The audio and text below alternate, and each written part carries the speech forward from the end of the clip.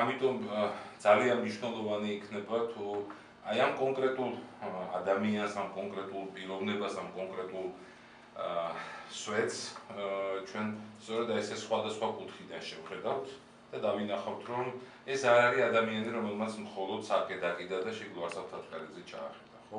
თუმცა ეს უკვე ლიბერალური აქტი იყო. ყველაზე დიდი აქტი ლიბერალური არის ის, რომ დავინახო რა ვინ ვარ მე და რა ვარ მე. რა შემიძლია მე? სად გადის ზღვარი ჩემი თავისუფლებისა? სადამდე შემიძლია ვიყო მე ადამიანი? ადამიანი, რომელიც არის ღვთის სახე, ხო? ამ ბოლო ხანებში ძალიან ისეთი პოპულარული გახდა 23 წლის მერე დავდე სოციალურ ქსელებში ჩემი ინტერვიუ მერაბ მამარდაშვილთან და ძალიან ბევრმა დააშიარა და იქნა ციტატებიც ამოღრება. ესეთ რამეს ამბობს მერაბ მამარდაშვილი, რომ თუ ადამიანი ასე შეხედავს პირდაპირ გაგებით, რომ ღმერთმა ადამიანის შექმნა თავის სახედ და მას ექნება ასეთი ცნობიერება, რომ ესეთი ვია ღმერთი, ხო? ეს უკვე ფეტიშიზმია. ეს არ არის რეალური აღქმა, რეალური გაგება ამ ბიბლიური სენტენციის, ხო, რომ ღმერთმა ადამიანი თავის სახედ შექმნა თავისი სულის სახედ, ხო? და სულად შექმნა. ამიტომ ეს ძალიან მნიშვნელოვანი კომპონენტია იმისათვის, რომ ადამიანმა თავისუფლება შეიგრძნოს და გაიგოს რა არის თავისუფლება. როცა მე-19 საუკუნის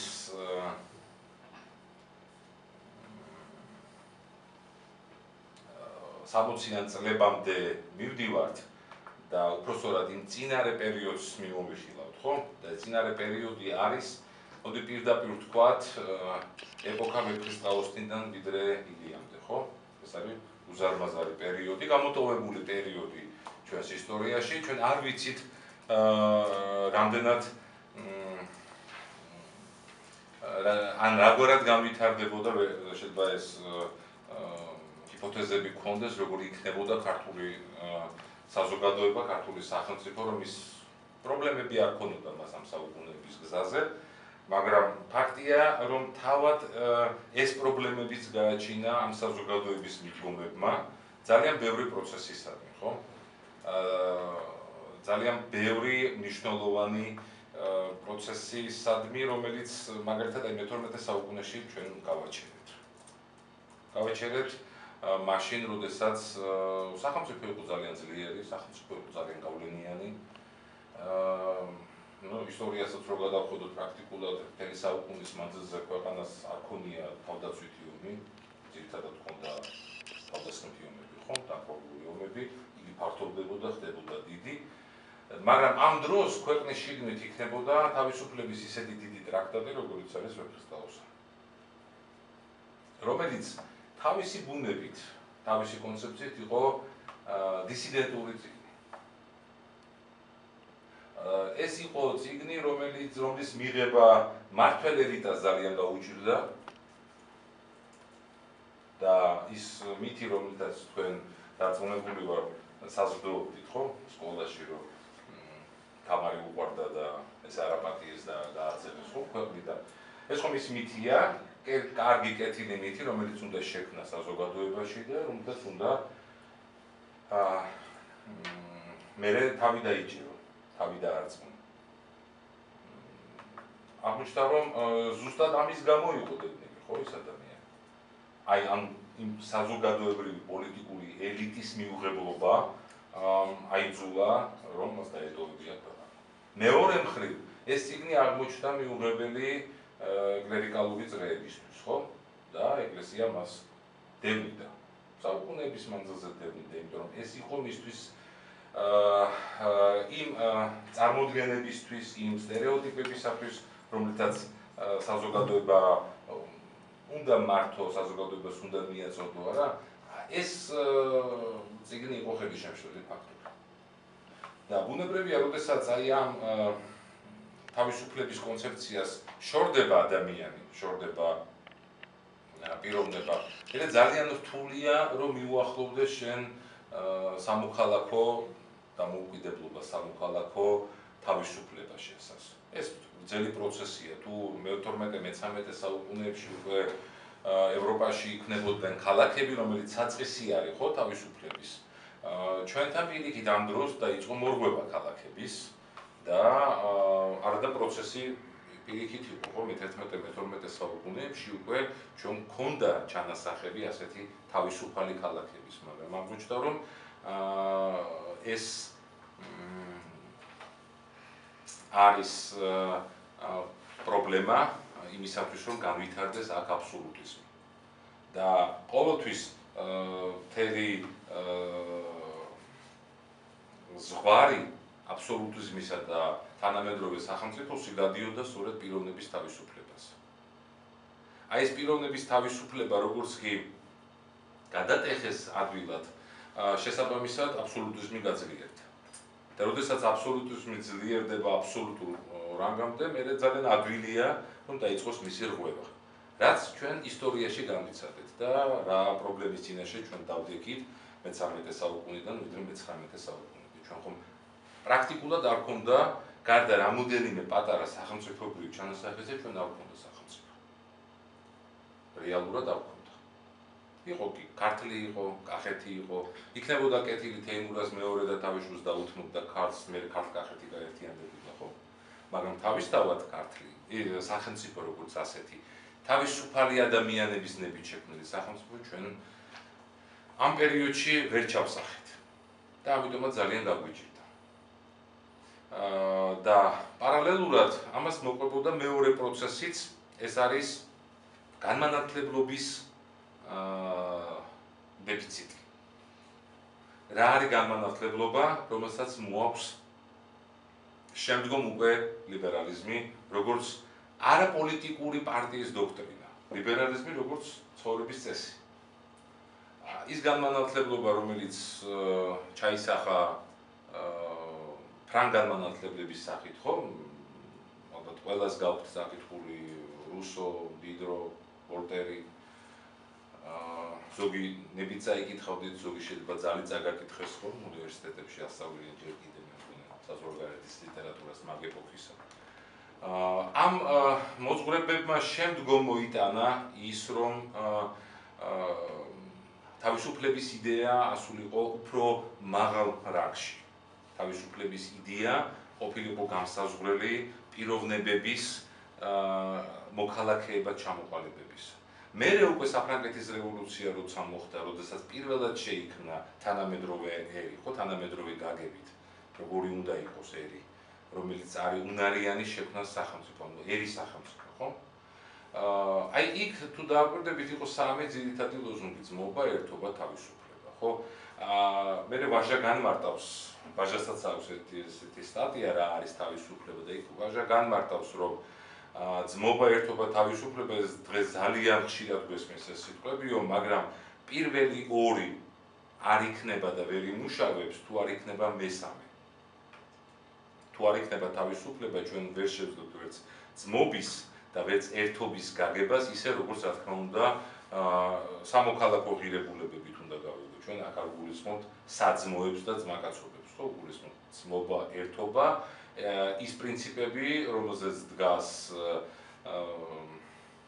სათემო ურთიერთობები, რომელზეც დგას საზოგადოებრივი ურთიერთობები, რომელზეც დგას სახელმწიფოც უკვე მომავალში.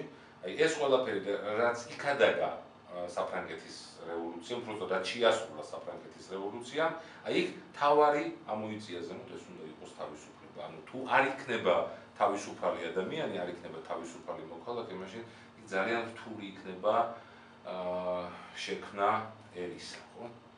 და მერე ერის სახელმწიფოს. აი ეს მოცემულობა დახვდა ილიას. ეს გათითოკაცებულობა უკვე ნიშნავს იმას, რომ შენ არ ხარ თავისუფალი. აი არის გათითოკაცებული მაგალითად ლუარსაბი, რომელიც პრაქტიკულად გამიჯნულია თავისი ძმისგან. ის ვერ პოულობს სწორედ იმ გაგებას სადამდე ხარ შენ თავისუფალი. ეს იყო პირველი დიდი სვეტი ქართული განმანათლებლობის, ხო, სულხან-საბა ორბელიანი, რომელიც მოვიდა და რომელმაც შემოიტანა არა მხოლოდ დიდაქტიკა, ჩვენთან ასე იყო, ხო, გაგება რომ სულხან-საბა არის ქართული პედაგოგიკის ფუძემდებელი, არა, სულხან-საბა არის განმანათლებელი, რომელმაც მოიტანა იდეები, როგორი უნდა იყოს ადამიანი, როგორი უნდა იყოს ადამიანთა შორის ურთიერთობები, თანამედროვე ადამიანზეა საუბარი და როგორ უნდა მოეწყოს სივრცე, საზოგადოებრივი სივრცე. ეს იყო მნიშვნელოვანი სიბრძნეს სიცრუისაში. და განხორციელება სხვა არის. იცი განხორციელება რა არის? განხორციელება არის, რომ შენ ზიდო ის პასუხისმგებლობა და ის ტვირთი, რის ზიდვად შეგიძლია. შენ არ თქვა უარი იმაზე, რის ზიდვად შეგიძლია და არა იყო იმაზე მეტი, ვიდრე არ შეგიძლია. ანუ პასუხისმგებლიანად მოეკიდო იმ საზოგადოებრივ ტვირთს, რომელთაც დაიბადა ხო ადამიანი. ანუ ის მორალი ხო, რომ ჩემი თავისუფლება თავდება იქ, სადაც იწყება შენი თავისუფლება, ეს არის საზოგადოებრივი ტვირთი. ეს მერე ჩამოყალიბდა ხო ამ კარგ სამოქალაქო ანდაზად ამერიკაში და ამით იზრდება თაობები უკვე მესამე საუკუნეა ამერიკაში, იმიტომ რომ იქ მაქვს მე გაგება თავისუფლების. მე როგორც სახე ღვთისა არა, მე დავიბადე უსაზღვრო ძალაუფლებით. მე ყველაფერი შემიძლია, მე თავისუფალი ვარ, მე ვითარდები, მე მივდივარ, მე ყველაფერი შემიძლია. არ არის არაფერი, რაც მე შემბოხავს. რაც მე შემაჩერებს, კი ბატონო. მაგრამ როგორც კი ამას პირველ გაკვეთილზე ასწავლიან ჩვენი გაგებით სამოქალაქო განათლების კურსზე ამერიკის შეერთებულ შტატებში, სკოლებში. მეორე გაკვეთილი ცით რა არის, რომ ჩემს მეგობარსაც ხომ ასეთივე უფლებებია. ისიც ხო ასე დაიბადა, ისიც ხო თავისუფალია, იმასაც ხო ყველაფერი შეუძლია. იმისთვისაც ხო არ არის შემაკავებელი რაიმე ძალა. და უცბად ხვდები მესამე გაკვეთილზე, რომ ჩვენ ორი შეიძლება ერთმანეთს შევეჯახოთ. ჩვენი ინტერესებით, იმიტომ რომ სამყაროც არ არის უსაზღვრო. და მაშინ უკვე დგება საკითხი, სადამდე მიდის ჩემი თავისუფლება და სადამდე მოდის იმის თავისუფლება და სად ვთანხმდებით ჩვენ, რომ მე შენს მიწაზე არ გადმოვა. თუმცა რუსოსთან უკაცრავად გაწყვეტნიათ საზოგადოებრივ ნებაშეზე საუბრობს, არის ადამიანები, რომლებიც იდებენ ეგრეთ წოდებულ უხილავ ბორკილებს. ანუ მე ჩემ თავს ვიზღუდავ რაღაც თავისუფლებს, რაღაც საზღვარი არსებობს. კი, არ ვიზღუდავ, ეს არის თავისუფლება.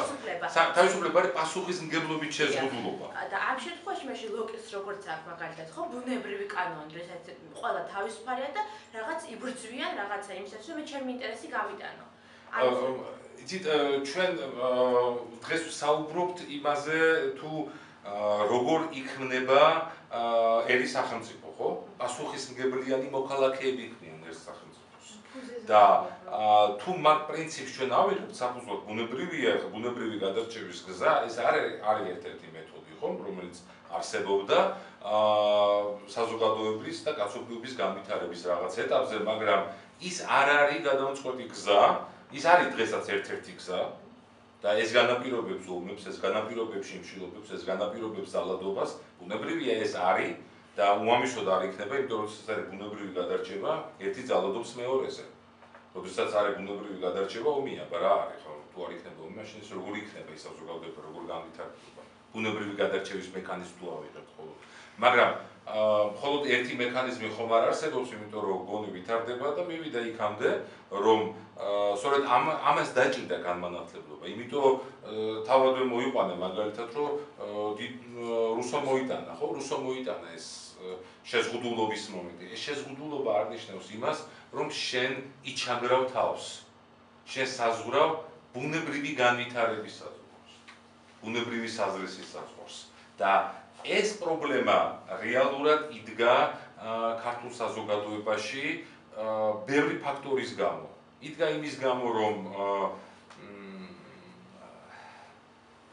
მეხსიერება სახელმწიფოებრივი მმართველობისა იყო გაჩერებული ძლიერ ავტორიტარულ მმართველობაზე, ანუ იმის მერე აღარ იყო მეხსიერება. ამიტომ თუ დააკვირდებით, ყველაფერი თამარს უკავშირდება, ხო, საქართველოში, სადაც არ უნდა გაიხედო, ყველა ხიდი, ყველა ბუჩქი თამარის სახლის არის, ხო?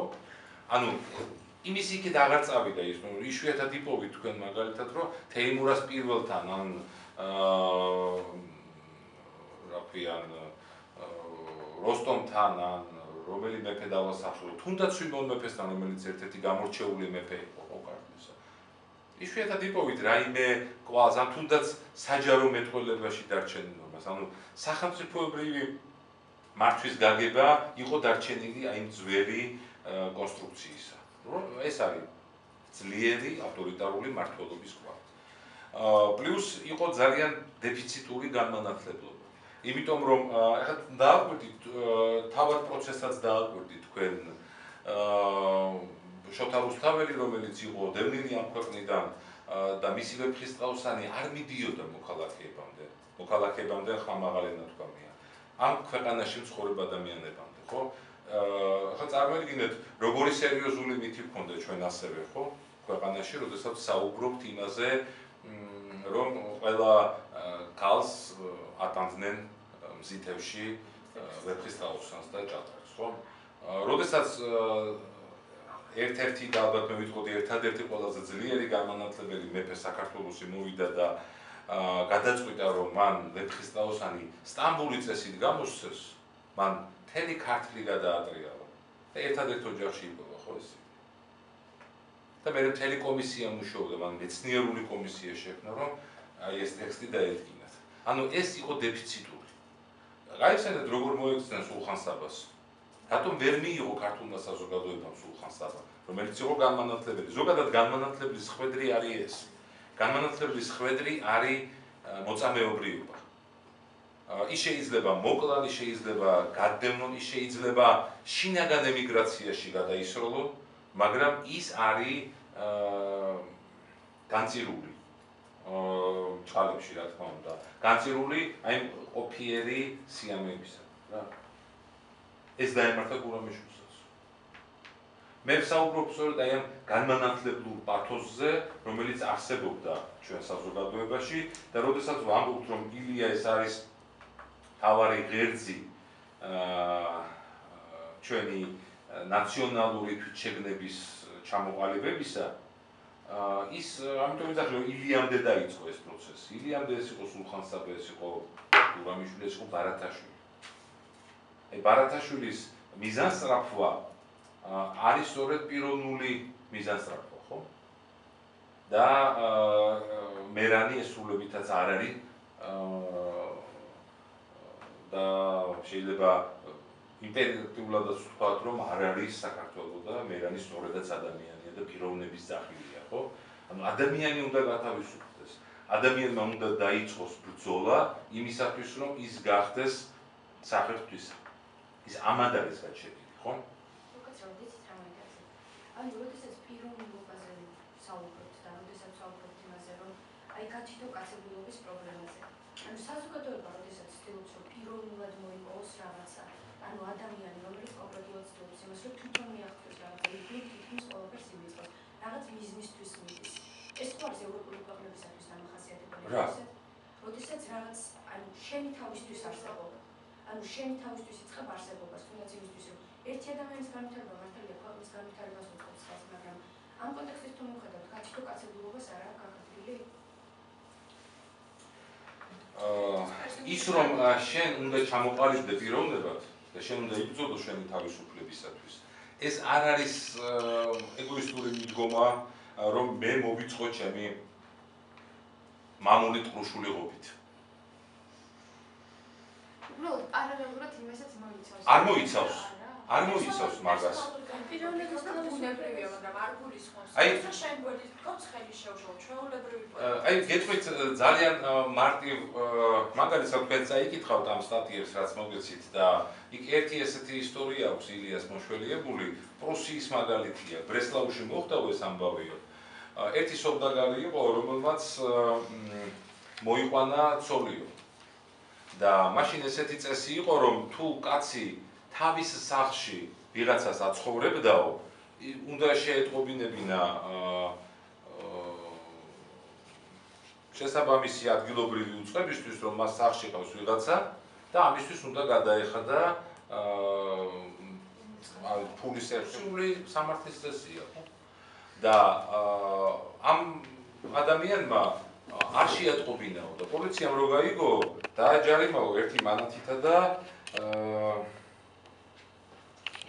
ცოტა მეტი კაცო. ეს გაბრაზდაო და დაგვიდით როგორი მექანიზმი აამუშავა, რომ მან იმიტომ არ შეატყობინა, რომ მან მოიყვანა ცოლი და ცოლი არც საერო და არც საფრთხო კანონით არ არის უცხო ჩემს ოჯახში და ამიტომ არ გადავიხადე მე ის ერთი მანათიო. და როდესაც დააჯარიმეს, ის წავიდა სასამართლოში და იბრძოლა და დაამტკიცა, რომ მას არ უნდა გადაეხადა ეს მანათი. და იგეს დასვენეთ როგორია ძალიან მარტივი. სასაცილო განამკითხველო ასეთი დავიდარება ერთი მანათის გულისთვის, მერე ვისგან დიდარისով და გარისაგან. ჩვენებული კაცი მაშინ ამოიღებდა ქისიდან ერთ მანათს და მაშინვე დაამწყრალებდა პოლიციას. მაგრამ აქ საქმე განა მარტო ერთ მანათია. აქ მეგონი პარალელში შეგვიძლია გავვლოთ ოსარანტი ფარი. იქაც უფრო მეტი დაეხარჯა თანხა, მაგრამ ისევ საკითხი იყო, რომ ის ქათამი მისი იყო და როგორ წაართმევას. ასე მოდის სამოქალაქო შეგნება. ასე ხდები მე ძლიერ, იმიტომ რომ მხოლოდ ნატურალისტური ასახვა არის მამულისა როგორიც არის სამოსახლო ლუარსაბის, მხოლოდ ეს ნატურალიზმი აწუხებს ილიას რომ ესე დახატოს ეს სახლი, ტროშული ღობით შემოზღუდული ეს მამული. ეს ხომ არის გაგება ჩემი სივრცისა, მე როგორ აღვიქვამ სივრცეს. ეს არის. და წესი ცხოვრებისა, რომელიც მუდმივად აწუხებს ლუარსაბს, არის რა? არა ის რა სჭამს თვითონ, თუმცა იქ დავის საგანის არის, ხო, თართი ჯობია თუ ორაკული. მას აწუხებს რა სჭამს დავიწყდეს სხვის უფლებას. და როდესაც მე ჩემი უფლებით არ ზღუდავს სხვის უფლებას და ის სხვა ჩემს უფლებას არ შეზღუდავს, მაშინ ჩვენ შევძლებთ კოოპერირება სივრცეში. და კოოპერირება სივრცეში ეს არის სახელმწიფო. მეტი არაფერი, ჩვენ თანავარსებობთ და ვაყალიბებთ აი ჩვენი თავისუფლების პრინციპებით, მე ჩვენ ვაყალიბებთ საერთო კონცეფციას, საერთო თანაარსებობის კონცეფციას. თუ დააკვირდებით თქვენ ილიასთან ყველგან გვხვდება აი ეს მექანიზმები. გათითო კაცება აქ არ არის, მაგრამ მაინც პრიმიტიული გაგება იმისა, რომ მე ჩემთვის ვარ. უკვე მე ჩემთვის რო ვარ, ეს ანგრევს მოქალაქის გაგებას. მოქალაქე არ არის მარტო მე ჩემთვის.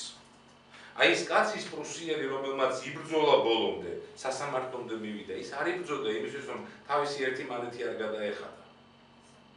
ის იბრძოდა იმისთვის, რომ შეექმნა პრეცედენტი, რომ ვიღაცა დაფიქრებულიყო, რომ მე რომ მოვიყვან ცოლს სახლში, ის არ არის უცხო ჩემს სახლში. და მე არ უნდა გავაფრთხილო პოლიცია და მე პოლიციამ ამის გამო არ უნდა დამეჯარიმოს. ანუ მე შევქმნი პრეცედენტი, რომელიც დააფიქრებს ჩემს კანონმდებელს, რომ ეს კანონი შეცვალოს. აი ეს არის პროცესი. და აი იმ პერიოდში, როდესაც იწყება ეს 60-იან წლებში, როდესაც მოდის აი ამ იდეებით ილია საქართველოში, იქ ხდება ლუარსაბი, იქ ხდება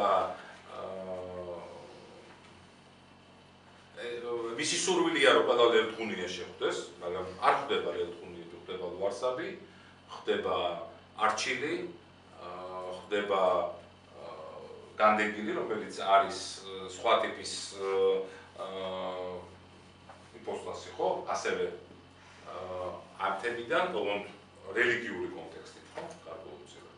აი ეს ყველანი ხდებიან ილიას და ეს ყველანი ქმნიან პრობლემას ზუსტად სამოქალაქო შეგნების. და მოდი ასე ვთქვათ, ლიბერალიზმის. იმიტომ რომ ერთი რომ მე უნდა ვიყო თავისუფალი და მეორე მე უნდა ვაღიარო შენი თავისუფლების პრინციპი და მე ასე ჩავდო უკვე ფუნდამენტი ადამიანის უფლებები და როდესაც ჩავდებ ადამიანის უფლებებს, მე რა თქმა უნდა შევქმნა ის პრინციპები, რომელიც გახდის ჩვენს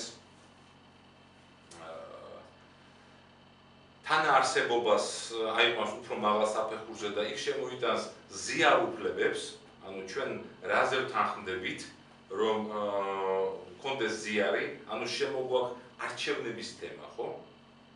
ანუ შემოგვაქვს თემობის არჩევნები, შემოგვაქვს სასკოლო ოლქების არჩევნები, შემოგვაქვს ისეთი ტიპის არჩევნები, რომელიც აძლიერებს ჩვენს ურთიერთობას, ხო? ანუ ვახდენთ ჩვენი უფლებების დელეგირებას. ზიარად ვახდენთ ყველანი. იმიტომ რომ არ შეიძლება ყველამ ერთად გადავწყვიტოთ რაღაც. ყველა ერთად როცა წყვეტს რამეს, იქ არაფერი არ წყდება. ხშირად გქონია მაგალითად საუბარი, რომ ჩემი ერთ ჯგუფთან საუბრობდით, რომ მთელი ერთი სემესტრი მიდიოდნენ ექსკურსიაზე და ისე დამთავრდა სემესტრი, რომ ვერ წავიდნენ. იმიტომ რომ ყველას უნდოდა წასვლა. კი, კეთილი მიზანია, მინდა წასვლა ექსკურსიაზე, მაგრამ ვერ წავიდნენ, იმიტომ რომ ვერ მოახდინეს თავარი რამ, თვითორგანიზება იმისა, რომ მოახდინათ საკუთარი ხმების დელეგირება ვინმესთვის, ვინც გადაწყვეტა ექსკურსიის გვერდს. მაგრამ არა, რომ ვიღაცა მოვა კეთილი მამა და იტყვის, რომ ეხლა წავიდე ჩვენ ექსკურსიაზე. დღეს ხედავთ ხომ, აი ამ პარალელს, მაგალითად იმ უნივერსიტეტში, სადაც თქვენ სწავლობთ. როგორ უჭირს ჯგუფს თვითონ გადაწყვიტოს ექსკურსიაზე წასვლა და როგორ ადვილად მოდის თვითმმართველობა და ამბობს, რომ მე წაგიყვან თქვენ ექსკურსიაზე. არაფერი არ მინდა თქვენი არც ფული მინდა, არაფერი, მე წაგიყვან და თქვენ წახვალთ ექსკურსიაზე. იმიტომ რომ აქ უკვე თვითორგანიზება მოშლილია.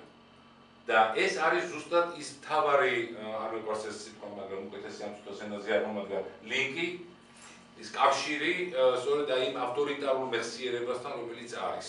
შუა საუკუნეებრივი ავტორიტარული მეხსიერება. თქვენ როგორ ვიმეორებთ, ავტორიტარული მეხსიერება არა აქვს ევროპულ სახელმწიფოებს, აბა იმათ აქვს თუ აქვთ. საკმაოდ ძლიერი, როგორც საერო, ის ეკლერიკალური, ხო? არანაკლები ავტორიტარი მემხეები ყოლია ევროპას და არანაკლები ავტორიტარი რომის პაპები ყოლია, ხო? მთელი ინკვიზიციის ეპოქაა გამოვლილი ევროპას. ანუ, მაგრამ ისტორიული მეხსიერება მათი არის პროცესი, ვითარდება, ის არ არის გაფავებული, ის არ არის გაყინული. ამიტომ იქ როდესაც გაჩნდა თავისუფლების აქტები, როგორც წერილობითი, ისე ქმედებითი. უკვე მერე გაიზარდა ეს ყველაფერი და მერე მოვიდა და დღეს მაგალითად არ ახსენებს დაუშვათ, კი, ისტორია კარგად იცის ბრიტანელმა თავისი ქვეყნის, მაგრამ მისთვის არის თავისუფლების ქარტია წმიდათა წმიდა, ხო? იმიტომ რომ ამ თავისუფლების ქარტიაში ჩადო ყველა მოქალაქემ თავისი განწყობა, თავისი სულისკვეთება. შენ ეს არ აქვს.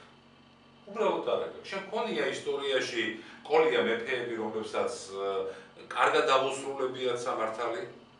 ყოლია მეფეები, რომლებიც იყვნენ ძალიან დესპოტები სამართლის აღსრულებისას. ან საერთოდ არ ითვალისწინებდნენ არა თავისუფალი ადამიანების გლეხების ხმების უფლებებს. მაგრამ შენ როდესაც შექმენი კანონთა კრებული, იმან არ იმუშავა. ამიტომ არის ტრაგიკული მეფე, ერთი მხრივ ძალიან ძლიერი განმანათლებელი ვახტანგ მეექვსე და მეორე მხრივ ძალიან ტრაგიკული ადამიანი, ხო? რომელმაც ბევრი რამ შექმნა საქართველოს სინამდვილეში, სტამბა შექმნა, პირველი წიგნები განუსწრო, ბიბლია დაბეჭდა, მეფხისტყაოსანი დაბეჭდა, კანონთა კრებული განუსწრო და ბოლოს დაასრულა ემიგრაციაში თავისი სიცოცხლე, ხო? იმიტომ რომ ამ საზოგადოებას გაუჭირდა მიღება აი ამ განმანათლებლობისა. და იმიტომ რომ წვეტა იყო, განა არ მიიღებდა, მაგრამ წვეტა იყო და ამ წვეტაში ჭარბობდა მეხსიერების დომინანტი, ავტორიტარიზმისა და ეკლესიის ძლიერებისა. ამიტომაც იყო მე-18 საუკუნეში ყველაზე დიდი დაპირისპირება ვახტანგ მეექვსის ერთი მხრივ და антон კათალიკოსისა მეორე მხრივ. დიდი ბრძოლა იყო და ამის ტიპური ნიმუშია სიონის ეზოში წვერით ნაკრები სულხან-საბა, ხო? ეს წყაროებში ჩანდა, ეს ცნობილი ამბავია, იცით თქვენ ეს ისტორია, როგორ გაპარსესმერა და როგორ იძულებული გახდა, რომ ისიც ვახტანგ მეექვსესთან ერთად დადგომოდა გზას ემიგრაციაში და უბრალოდ ისიც ეძებდა გზებს და ამ ბორიალში, რა თქმა უნდა, მაშინ ჩრდილოეთის ვექტორი არ არსებობდა როგორც პოლიტიკური კაგება, მაგრამ აღმოჩნდა იმ გზაზე დამდგარი და დაიკარგა ასე უგზოუბრლოდ ეს დიდი საგანმანათლებლო ბურჯი ჩვენ. აი ილიასთან არის სწორედ უკვე ეგ პრობლემა, ერთი მე ადამიანი, მდგრადი ადამიანი, რომელიც ვარ უკვე ჩანასახი მოქალაქის, მეორე ეს არის ჩვენ, რომელიც ვახდენთ თვითორგანიზებას, ეს თვითორგანიზება არის არჩევნები, ეს თვითორგანიზება არის მოსამართლე. მოსამართლე, რომელსაც ვენდობით ორივე მხარე. მოსამართლე, რომელსაც არ ენდობა ერთი მხარე, უკვე აღარ არის მოსამართლე. ეს არის მოსამართლის ყველაზე დიდი ფიგური. ის კი არა, რომ მე კარგად ვიყო და იმუნიტეტი მქონდეს ცხოვრების ბოლომდე. მოსამართლე მაშინ ხარ, როდესაც შენ გენდობა ორივე მხარე. თუ უნდობლობა არის ერთი მხარესგან, მაშინ არ ახარ შენ არბიტრი. ასეთ მსაჯს, რომელსაც არ ენდობა რომელიმე გუნდი, თამაშის ბოლოს გალახანა ხო. ინახავ თქვენ ესეთი კადრები. იმიტომ რომ მსაჯი მაშინ ხარ, როდესაც არის შენს მიმართ ნდობა. და ნდობა არის ერთგვარი ფორმა დელეგირების, ხო? აი ეს ყველაფერი იყო საჭირო. მე არ მარტო იმასაც კი არ ვიტყვი, რომ ახლა ილია მოიტანა ეს პროცესი მოდიოდა, მაგრამ ილია დახვდა სწორად და დროზე აი ამ პროცესს და მართებულად აღუხსნა საზოგადოებას, რატომ არის ეს მნიშვნელოვანი. თქვენ ნახავთ, მან წოდებათა საკითხზე არის ერთ-ერთი სტატია, წოდებათა თანასწორობის საკითხზე. ეს ძალიან პრობლემური თემა იყო, იმიტომ რომ წარმოიდგინეთ, რუსეთის იმპერიაში 1861 წელს გაუქმდა ბატონყნობა. საქართველოში 1864 წელს. 1800 ანუ უჭირდა დათმობა იმ ადამიანებს საკუთარი პრივილეგირებული მდგომარეობისა, რომელიც მათ არ მოუპოვებიათ. ეს არის ძალიან მნიშვნელოვანი ლიბერალური აქტი, რომ ჩვენ ყველანი ერთი გავჩნდით ღვთის სახით და მეორე გავჩნდით თანასწორად. ჩვენ თანასწორები ვართ. და შესაბამისად არა გაქვს შენ პრივილეგია თანდაყოლილი შენი უნარების გამოჩენით და რა არის ეს პრივილეგია? პრივილეგია არ შეიძლება იყოს ის, რომ შენ გქონდეს უფლება განათლებაზე, შენ გქონდეს უფლება შრომაზე, შენ გქონდეს უფლება დასვენებაზე, ეს არის საყოველთაო უფლებები. იმიტომ რომ ეს შენში დევს რომ დაიბადე. ეს შენია. შენ ამასთან ერთად გაჩნდი. და აი აქ ვიღაც ადგენს ამ წესს, ხო? რომ ის არის პრივილეგირებული. ეს თანასწორობის გაგება არ არის